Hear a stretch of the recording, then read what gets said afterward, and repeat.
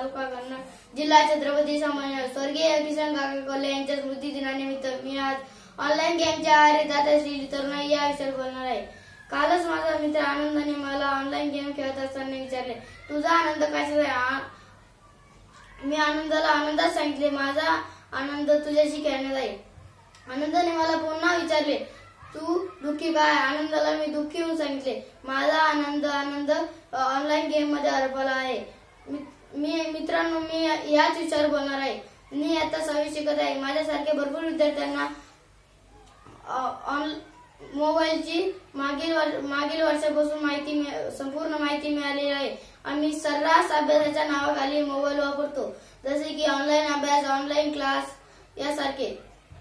मित्रांनो, आम्हाला कळत ना कळत रील बघणे, फेसबुकवरचे रील बघणे याची सवय लागत आहे आणि पुढे चालून हे व्यसनही होऊ शकते। मित्रांनो, मी एकदा आजीला विचारले होते की आजी, अति तिथे माती म्हणजे काय ग? आजीने मला उत्तर दिले, तू जर अभ्यासासाठी मोबाईल वापरला तर ठीक, तू जर मोबाईल अभ्यासासाठी वारंवार वापरत असेल तर त्याचे दुष्परिणाम होऊ शकतात, जसे की डोके दुखणे, मान दुखणे, डोळे दुखणे यासारखे। मित्रांनो, याचाच अर्थ अति तिथे माती। आमचं तर सोडाच, पण 10वी पासून पुढच्या मुलांनी तर कहरच केलाय। त्यांनी रील बघतातच अभ्यासाच्या नावाखाली त्यांनी ऑनलाईन गेम चालू केले। कोणते? जंगली rummy, free fire India, PUBG यासारखे। आणि त्याच्यामुळे आर्थिक नुकसान पण होते आणि शारीरिक नुकसान पण होतात। आर्थिक नुकसानचे कोणते? जंगली रमी, 3 पत्ती। आणि शारीरिक नुकसानचे कोणते? PUBG, free fire India, candy crash यासारखे। मित्रांनो,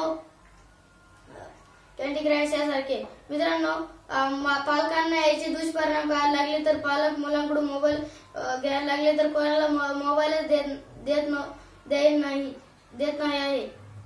मुले आता आत्महत्या करताय तर कोणी जीवित आई वडिलांवर हत्या करताय तर कोणी गुन्हेगारी क्षेत्रात प्रवेश केलाय। मित्रांनो, या मोबाईलमुळे असे काही घडताय तर आपण हा मोबाईल पाहायचंच कशाला?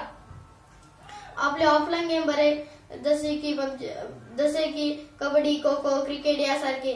आणि आपण चला मित्रांनो, आपण तो गेम खेळू आणि त्याला शिकू।